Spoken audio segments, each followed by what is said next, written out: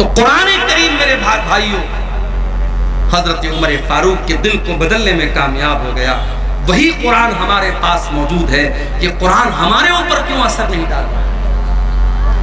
نمازوں میں قرآن پڑھا جا رہا ہے, تراویح میں قرآن پڑھا جا رہا ہے, تقریروں میں قرآن پڑھا جا رہا ہے, جمعہ کے خطبوں میں قرآن پڑھا جا رہا ہے, مگر دل کے اوپر کوئی اثر نہیں ہو رہا ہے. آؤ میں جواب دیتا ہوں. قرآن کا پہلا پارہ کھولو, اللہ فرماتا ہے ثم قست قلوبکم من بعد ذالک فہی کالحجارۃ او اشد قسوا. اے یہودیو, تم نے اتنے گناہ کیے, اتنے اللہ کو ناراض کرنے والے کام کیے کہ تمہارے دل کٹھور ہو گئے, تمہارے دل سخت ہو گئے, اتنے سخت ہو گئے. فَهِيَ كَالْحِجَارَةِ أَوْ أَشَدُّ قَسْوَةً, تمہارے دل پتھروں کے جیسے کٹھور ہو گئے, پتھروں سے زیادہ سخت ہو گئے تمہارے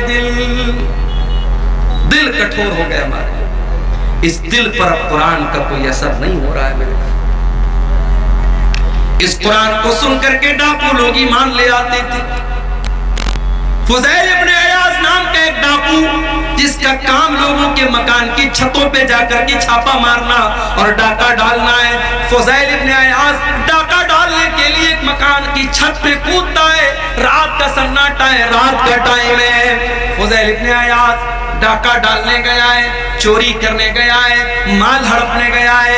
اور رات کے سناٹے میں کوئی اللہ کا بندہ قرآن کی تلاوت کر رہا تھا, اور قرآن کی یہ آیت فضیل ابن عیاض کے کانوں میں پڑ جاتی ہے. الم یأن للذین آمنوا ان تخشع قلوبہم لذکر اللہ, کیا ایمان والوں کے لیے ابھی وہ سمے نہیں آیا, وہ ٹائم نہیں آیا, وہ وقت نہیں آیا جب ایمان والوں کے دل اللہ کا کلام سن کر کے پگھل جائیں؟ جب یہ آیت سنی فضیل ابن عیاض نے, فوراً اس کے دل پر اثر ہوا. ڈاکو ہے, چور ہے, ڈاکہ ڈال کے اپنا خرچہ چلاتا ہے. قرآن کی آیت سنی, ڈائریکٹ دل پر اثر ہوا. اس نے کہا نہیں ہے اللہ, ٹائم آ چکا ہے, ٹائم آ چکا ہے اللہ, میں توبہ کرتا ہوں تیری بارگاہ میں, آج کے بعد چوری نہیں کروں گا, آج کے بعد ڈاکہ نہیں ڈالوں گا. اور چشم فلک نے وہ منظر بھی دیکھا. فضیل ابن عیاض نے اتنی سچی توبہ کی, کل تک جو ڈاکہ ڈالا کرتا تھا, جو چوری کیا کرتا تھا, جو دوسروں کی بہو بیٹیوں کو غلط نظر سے دیکھا کرتا تھا, آج اللہ کا اتنا نیک بندہ ہو گیا کہ دن رات 24 گھنٹے وہ خانے کعبہ کے پاس رہنے لگا, اللہ کے گھر میں رہنے لگا. اتنا بڑا عابد, اتنا بڑا زاہد بن گیا, اتنا بڑا عبادت گزار بن گیا. قرآن تو وہی ہے میرے بھائی. دل بدل گئے ہمارے, نیتیں بدل گئی ہماری.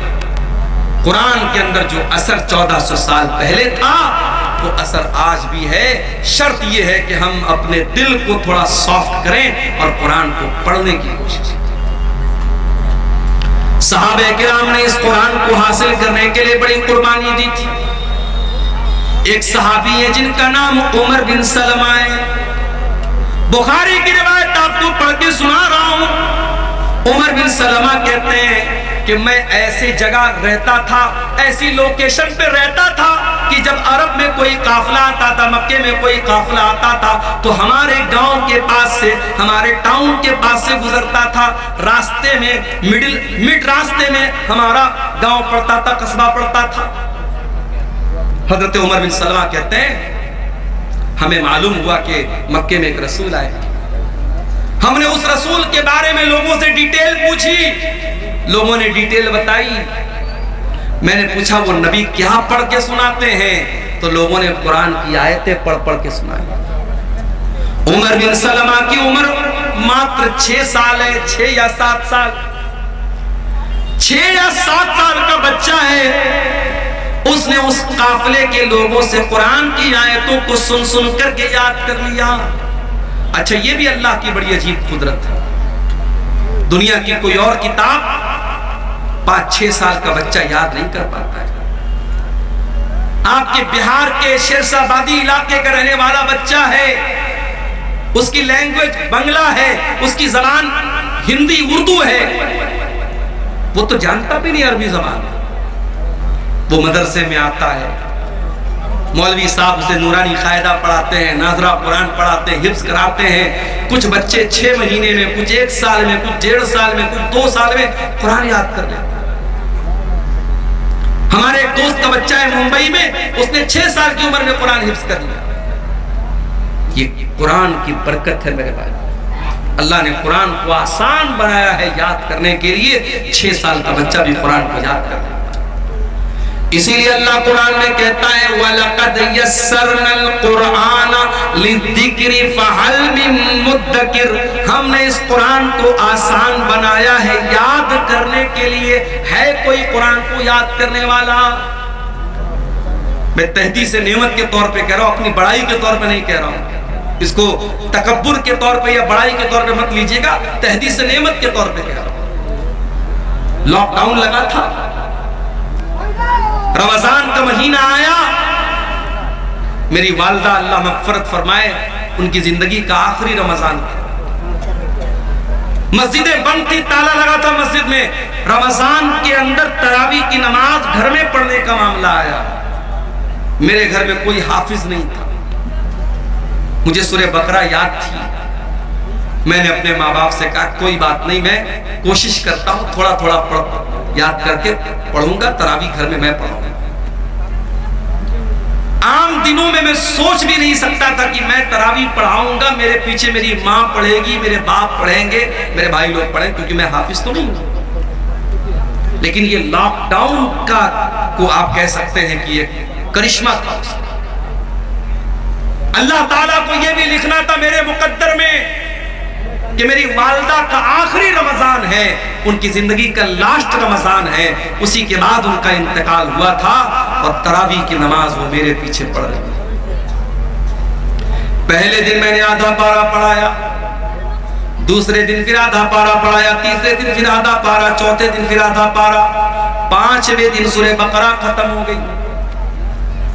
سورہ بقرہ کے بعد سورہ آل عمران آتی ہے، میں بیٹھ کر کے آدھا پارہ میں نے اور یاد کیا، رات میں تراویح میں پڑھ دیا میں نے، اگلے دن پھر آدھا پارہ یاد کر کے میں نے تراویح میں پڑھایا، اس طریقے سے تقریباً 10:30-11 پارے رمضان کی برکت سے میں نے یاد کر لیے۔ لاک ڈاؤن کے پیریڈ میں میرے پیارے بھائیوں آدھا پارہ روز بیٹھ کر کے یاد کرتا تھا اور رات میں تراویح پڑھا دیتا تھا۔ یہ کوئی بڑائی کے طور پہ نہیں کہہ رہا ہوں، یہ قرآن کا کمال ہے، یہ قرآن کا اعجاز ہے۔ اللہ کہتا ہے وَلَقَدْ يَسَّرْنَا الْقُرْآنَ لِلذِّكْرِ فَهَلْ مِن مُدَّكِرٍ، او لوگوں ہم نے قرآن کو آسان بنایا ہے یاد کرنے کے لیے، کیا ہے کوئی قرآن کو یاد کرنے والا؟ حضرت عمر بن سلمہ کہتے ہیں میں 6 سال کا بچہ تھا اور قرآن کو پڑھ پڑھ کر سن کر کے میں نے یاد کیا۔ اس کے بعد جب مکہ فتح ہو گیا اور میرے قبیلے کے لوگ اللہ کے رسول کے پاس پہنچے اور اسلام قبول کر لیا، تو اللہ کے نبی نے کہا کہ جاؤ تو اپنے گاؤں میں جا کر کے مسجد بناؤ اور نماز قائم کرو، اور جو تم میں قرآن سب سے زیادہ پڑھنے والا ہے اور قرآن سب سے زیادہ یاد جس کو ہے وہی تم کو نماز پڑھائے گا۔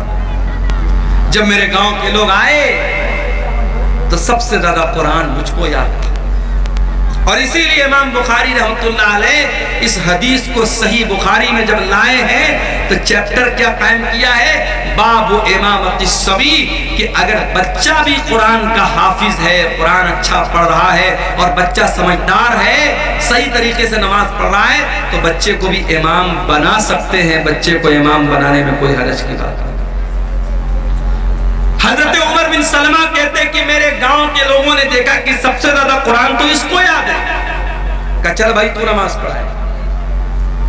ابھی یہ کہتے ہیں کہ میں بہت غریب فیملی سے تعلق رکھتا تھا، ایک ہی چادر تھی میرے پاس، ایک ہی چادر تھی، وہی لنگی بھی تھی اور وہی میرا کرتا بھی تھی، ایک ہی چادر میں پہنا کرتا تھا، ایک ہی چادر پہن کر کے میں نماز پڑھاتا تھا۔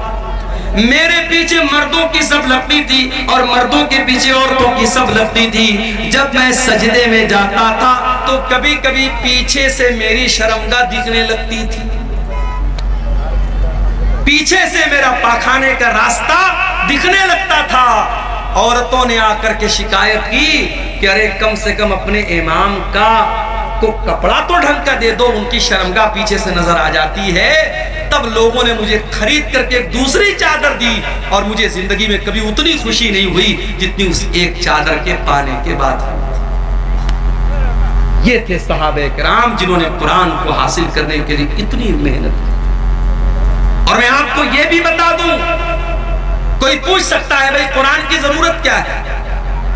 ہمارے پاس اتنی نالج ہے، اتنی عقل ہے، ہمیں قرآن کی کیا ضرورت ہے؟ میں ایک بہت پوائنٹ کی بات آپ کو بتانے جا رہا ہوں۔ دیکھو، نالج ہم حاصل کرتے ہیں 3 چیزوں سے۔ پہلی چیز، اللہ تعالیٰ نے ہماری باڈی میں 5 سینس رکھے ہیں۔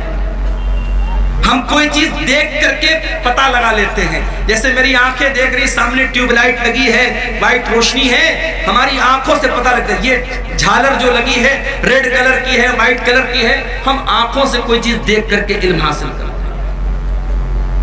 کان سے سن کر کے بھی ہم علم حاصل کرتے ہیں۔ میوزک بج رہا ہے، تقریر بج رہی ہے، قرآن کی تلاوت بج رہی ہے، خسر پسر ہو رہی ہے، کیا ہو رہا ہے؟ کان سے سن کر کے ہمیں معلوم ہوگا۔ اسی طریقے سے ہم سونگھ کر کے پتہ لگا لیتے ہیں، خوشبو ہے کہ بدبو ہے، مہک آ رہی ہے، اچھی مہک ہے، بری مہک ہے، سونگھ کر کے پتہ لگ جاتا ہے۔ اسی طریقے سے ٹچ کر کے ہمیں پتہ لگ جاتا ہے یہ موبائل ہے، یہ سخت ہے کہ سافٹ ہے، یہ برف ہے، ٹھنڈی ہے کہ گرم ہے، ہم چھو کر کے بتا دیتے ہیں۔ اسی طریقے سے میرے بھائیوں، ہم زبان سے چکھ کر کے بتا دیتے ہیں کھٹی ہے کہ میٹھی ہے، کڑوی ہے کہ اچھی ہے، ہم زبان سے چکھ کر کے بتا دیتے ہیں۔ اللہ تعالیٰ نے ہماری باڈی میں 5 سینس رکھے ہیں۔ ہم دیکھ کر کے، سن کر کے، چکھ کر کے، ٹچ کر کے ہم پتہ لگا سکتے ہیں کہ کون سی چیز کیسی ہے۔ مگر کبھی کبھی ہمارے یہ 5 جو سینس ہیں کہ کبھی کبھی دھوکہ کھا جاتا ہے۔ مثال کے طور پر آپ ٹرین میں بیٹھے ہوئے ہیں، ٹرین کی کھڑکی کے پاس آپ بیٹھے ہوئے، آپ کی آنکھوں کو ایسا لگ رہا ہے کہ ٹرین کے باہر جتنے پیڑ پودے ہیں، جتنے گھر اور مکانات ہیں، سب چل رہے ہیں، سب موو کر رہے ہیں، حرکت کر رہے ہیں۔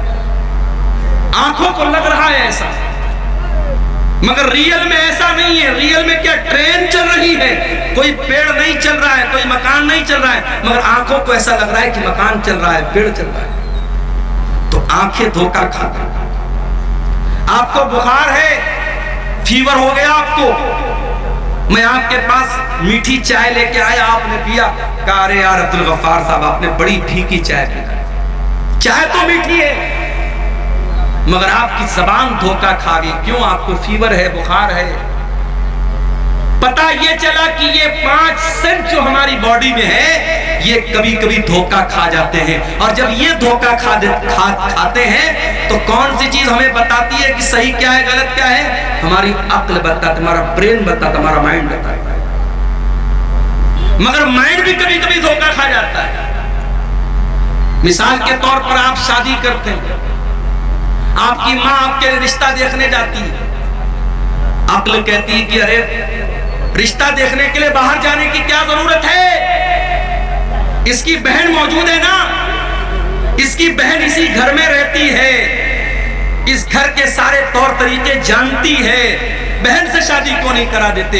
عقل کہتی ہے جب شادی ہی کرنا ہے تو باہر کیوں رشتہ دیکھ رہے ہو، گھر کے اندر کیوں نہیں کر لیتے؟ مگر یہاں عقل کی نہیں چلے گی، یہاں چلے گی اللہ کی وحی کیا کہتی ہے، اللہ کی شریعت کیا کہتی ہے، اللہ کا قرآن کیا کہتا ہے۔ اور اللہ کا قرآن کہتا ہے کہ بہن اور بیٹی سے شادی نہیں کر سکتے۔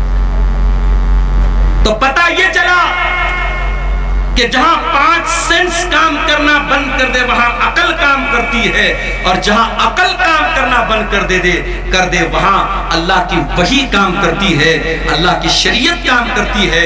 اور اللہ کی شریعت 2 چیزوں کا نام ہے، ایک کا نام قرآن ہے اور ایک کا نام سنت ہے۔ انہی دونوں چیزوں کا نام شریعت ہے، انہی دونوں چیزوں کا نام اسلام ہے۔ اسی لیے اللہ کے نبی فرماتے ہیں انی قد ترکت فیکم شیئین، میں 2 چیزیں تمہارے بیچ میں چھوڑ کے جا رہا ہوں، لن تضلوا بعدہما، ان دو چیزوں کو جب تک تم تھامے رہو گے کبھی گمراہ نہیں ہو سکتے. کتاب اللہ و سنت، ایک اللہ کی کتاب اور ایک میری سنت ہے. قرآن اور حدیث، انہی دونوں چیزوں پر جب تک پکڑے رہو گے تھامے رہو گے کبھی گمراہ نہیں ہو سکتے. تو قرآن میرے پیارے ساتھیو اللہ کی آخری کتاب، اور یہ واحد کتاب ہے جس کی حفاظت کی گارنٹی اللہ تعالیٰ نے خود لی. تورات کی حفاظت کی گارنٹی ان کے علماء کو دی گئی، زبور کی حفاظت کی گارنٹی ان کے علماء کو دی گئی، انجیل کی حفاظت کی گارنٹی ان کے علماء کو دی گئی. مگر جب قرآن اللہ نے نازل کیا تو اعلان کر دیا اِنَّا نَحْنُ نَزَّلْنَا الذِّكْرَ وَإِنَّا لَهُ لَحَافِظُونَ. او لوگو، اس قرآن کو ہم نے اتارا ہے اور اس قرآن کی حفاظت کرنے والے بھی ہم ہیں. قرآن کی حفاظت اللہ کرتا ہے. دنیا کے اندر جتنے قرآن کے نسخے ہیں، سارے نسخے اگر جلا بھی دیے جائیں، ختم بھی کر دیے جائیں، نشٹ بھی کر دیے جائیں، 5 سال کا بچہ آئے گا اور کہے گا آؤ مجھ سے سن لو، الحمدللہ رب العالمین سے لے کر کے من الجنۃ والناس تک پورا قرآن پڑھ کے سنا دے گا. یہ اللہ نے قرآن کی حفاظت کا سسٹم رکھا ہے، اللہ نے قرآن کی سرکشا کا سسٹم رکھا ہے. اور یہ بھی یاد رکھو میرے بھائیوں، قرآن شفا بھی ہے. ہم نے یہ سمجھا قرآن ہمارے بخار اور زکام کی دوا ہے. بچے کو نظر لگ گئی، قرآن پڑھ کے دم کر دیا. کوئی بیمار ہو گیا، قرآن پڑھ کے دم کر دیا. ہم نے قرآن کو جسم کی بیماریوں کے لیے شفا بنا کے رکھا ہے. یقیناً قرآن فزیکل بیماریوں کے لیے بھی شفا ہے، مگر اس سے بڑھ کر کے قرآن روح کی بیماری کے لیے شفا ہے. قرآن اسپریچول بیماری کے لیے شفا ہے. روح کے اندر جو برائیاں ہیں، روح کے اندر جو بیماریاں ہیں، جیسے آپ کے روح کے اندر ایک بیماری ہوتی ہے جس کو لالچ کی بیماری کہتے ہیں، ایک بیماری ہوتی ہے جس کو حسد کی بیماری کہتے ہیں، ایک بیماری ہوتی ہے مال کی محبت، ایک بیماری ہوتی ہے دنیا کی محبت. قرآن ان تمام بیماریوں سے آپ کے دل کو شفا دیتا ہے. اللہ قرآن میں کہتا ہے یا ایھا الناس قد جاءتکم موعظۃ من ربکم وشفاء لما فی الصدور. او لوگو، یہ قرآن تو بہت بڑی نصیحت ہے اور قرآن تمہارے دل کی بیماریوں کے لیے شفا ہے. برکت والی کتاب ہے. دنیا کی کوئی اور کتاب پڑھو گے آپ کو ثواب نہیں ملے گا. قرآن پڑھو گے ثواب ملے گا. کتنا ثواب ملے گا؟ اللہ کے نبی فرماتے ہیں من قرأ حرفا من کتاب اللہ، جو قرآن کا ایک حرف پڑھے گا فلہو حسنۃ، تو اس کو ایک نیکی ملے گی. والحسنۃ بعشر امثالها، اور ایک نیکی کا ثواب اللہ تعالیٰ کے ہاں 10 نیکی کے برابر ہے. تو ایک حرف پڑھنے پر آپ کو 10 نیکی ملے گی. اللہ کے نبی فرماتے ہیں جب تم الف لام میم پڑھو گے تو تم کو ایک نہیں 30 نیکی ملے گی، کیونکہ الف الگ ایک حرف ہے، لام الگ ایک حرف ہے، میم الگ ایک حرف ہے. سوال پیدا ہوا ہے اللہ، میں شیرسابادی ہوں، میں بنگلہ بھاشی ہوں، میں قرآن جب پڑھتا ہوں تو میری زبان نہیں چلتی ہے، میں قرآن اٹک اٹک کر کے پڑھتا ہوں، میں قرآن کو فلوئنٹلی نہیں پڑھ پاتا ہوں، میں رفتار کے ساتھ قرآن نہیں پڑھ پاتا ہوں. اے اللہ، میری زبان لڑکھڑاتی ہے قرآن پڑھنے کے ٹائم، تو کیا مجھے قرآن پڑھنے کا ثواب ملے گا کہ نہیں ملے گا؟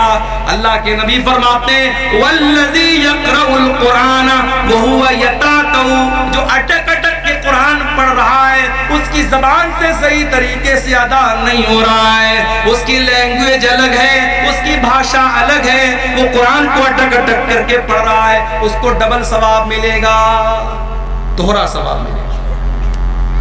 اللہ کی قدرت اور اللہ کے خزانے میں کوئی کمی نہیں ہے. آپ دوسری بھاشا جانتے ہیں اور یہ بھی کوئی بہانہ نہیں ہے. آپ کو معلوم ہوگا حرم کے ایک امام گزرے ہیں، انتقال ہو گیا ان کا نام قاری ایوب تھا. قاری ایوب کہاں کے رہنے والے تھے؟ برما کے رہنے والے تھے، میانمار کے رہنے والے تھے. برما کے رہنے والے تھے، قاری ایوب حرم کے امام بنے تھے، مکے کے امام بنے تھے، اللہ کو پیارے ہو گئے۔ جاؤ ذرا یوٹیوب پر سرچ کر لینا، قاری ایوب کی تلاوت اتنی بہترین ہوتی تھی، اتنی پیاری ہوتی تھی کہ جب وہ تلاوت کرتے تھے تو روح پر ایک عجیب سا وجد طاری ہو جاتا تھا اور بڑا اچھا لگتا تھا۔ وہ برما کے رہنے والے تھے، ان کی بھاشا عربی نہیں تھی، مگر انہوں نے محنت کیا، قرآن کے حافظ بنے، قرآن کے قاری بنے، حرم کے امام بن گئے، مکے کے امام بن گئے۔ اس لیے آپ کی بھاشا اگر الگ ہے تو یہ اس بات کی علامت نہیں ہے کہ آپ قرآن نہیں پڑھ سکتے۔ اور آگے بڑھیے، جو بچہ قرآن کا عالم ہے، قرآن کا حافظ ہے، قرآن کا قاری ہے، کل اللہ تعالیٰ اگر وہ قرآن کا صحیح طریقے سے اس نے قرآن کو پڑھا ہوگا، کل اللہ تعالیٰ جنت میں اس کو داخل کرے گا اور اس سے کہا جائے گا اقرا ورتقی، اقرا ورتقی کما کنت ترتل فی الدنیا۔ اے قرآن پڑھنے والے، جس طریقے سے تو قرآن کو ٹھہر ٹھہر کر کے دنیا میں پڑھتا تھا، تو کھینچ کھینچ کر کے قرآن کو پڑھتا تھا، تو جنت کی سیڑھیوں پر چڑھتا چلا جا، تو قرآن کو پڑھتا چلا جا اور جنت کی سیڑھیوں کو طے کرتا چلا جا۔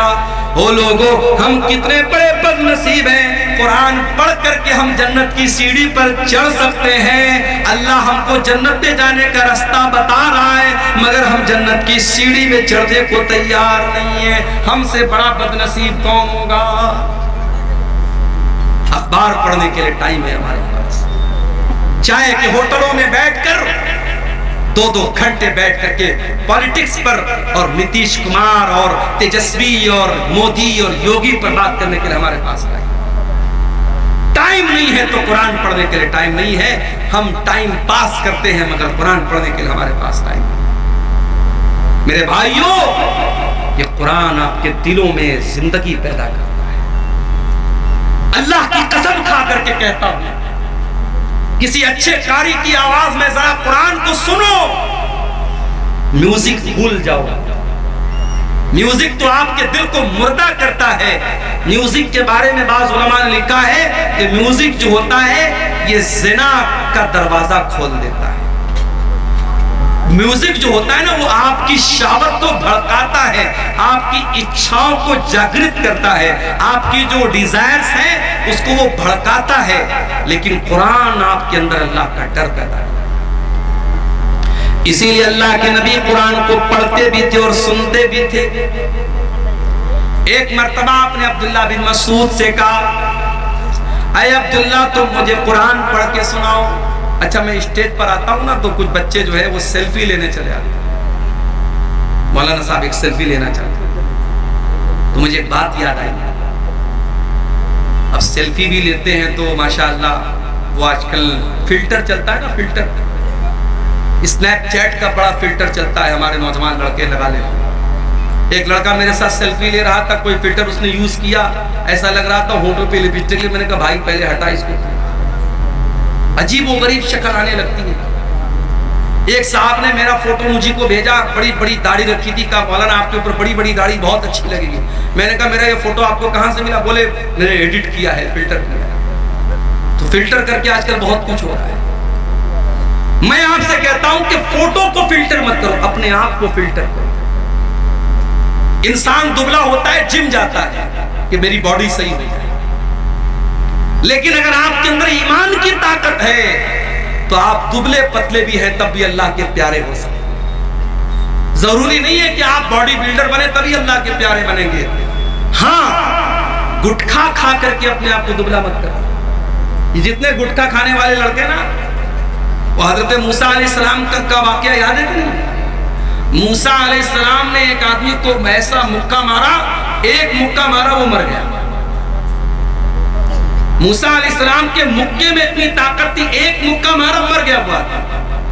اور آج کل ہمارا نوجوان گٹکھا کھا کھا کر کے اتنا کمزور ہو چکا ہے کہ وہ کسی کو مکہ مارے گا تو خود ہی گر جائے گا۔ تو گٹکھا کھا کر کے اپنے آپ کو برباد نہ کرو۔ بعض لوگ کہتے ہیں صاحب گٹکا حرام نہیں ہے، تمباکو حرام نہیں ہے، بیڑی حرام نہیں ہے۔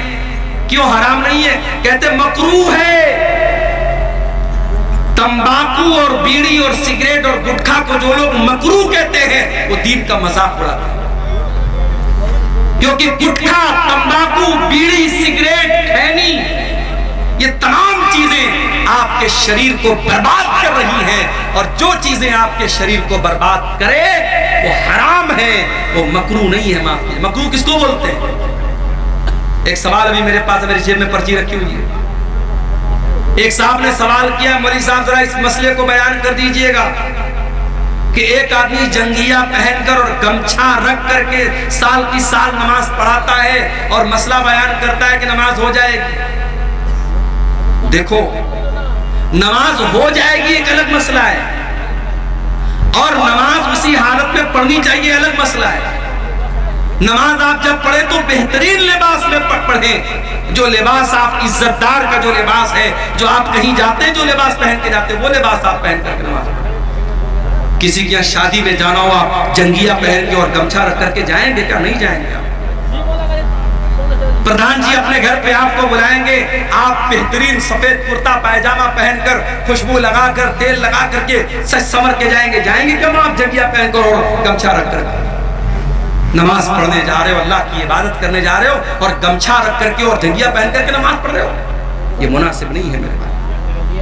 مکروہ اس عمل کو کہتے ہیں جو مستحب کے خلاف ہو. مثال کے طور پر مسجد میں آپ جاتے ہیں، مستحب یہ ہے کہ پہلے داہنا پیر اندر ڈالیں اور پھر بایاں پیر اندر ڈالیں، اور مکروہ یہ ہے کہ آپ پہلے بایاں ڈالیں اور بعد میں داہنا ڈالیں. یہ مکروہ ہے.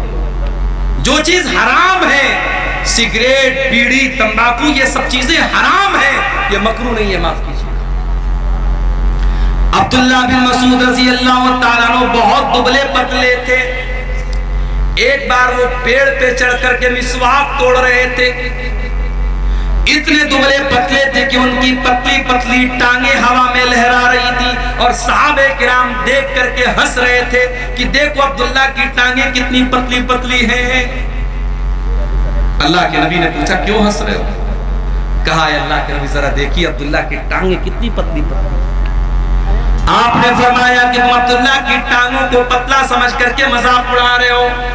لَهُمَا أَسْقَلَانِ عَلَى الْمِيزَانِ مِنْ أُحُدٍ، اللہ کی قسم عبداللہ کی یہ پتلی پتلی ٹانگ قیامت کے دن ترازو کے اوپر احد پہاڑ سے زیادہ وزندار ہوگی.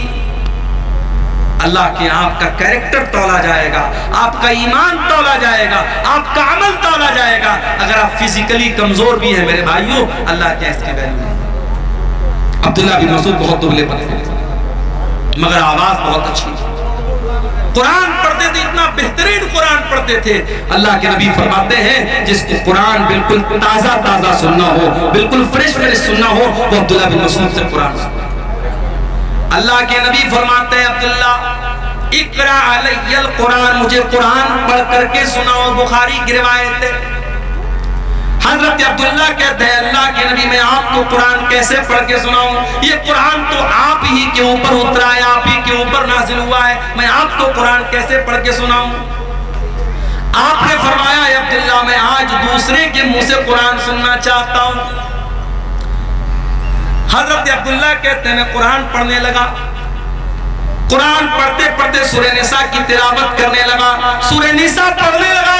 اللہ کے نبی غور سے سن رہے ہیں، میں قرآن پڑھتا چلا جا رہا ہوں. قرآن پڑھتے پڑھتے جب میں سورہ نساء کی اس آیت پر پہنچا، فَكَيْفَ إِذَا جِئْنَا مِنْ كُلِّ أُمَّةٍ بِشَهِيدٍ وَجِئْنَا بِكَ عَلَىٰ هَٰؤُلَاءِ شَهِيدًا.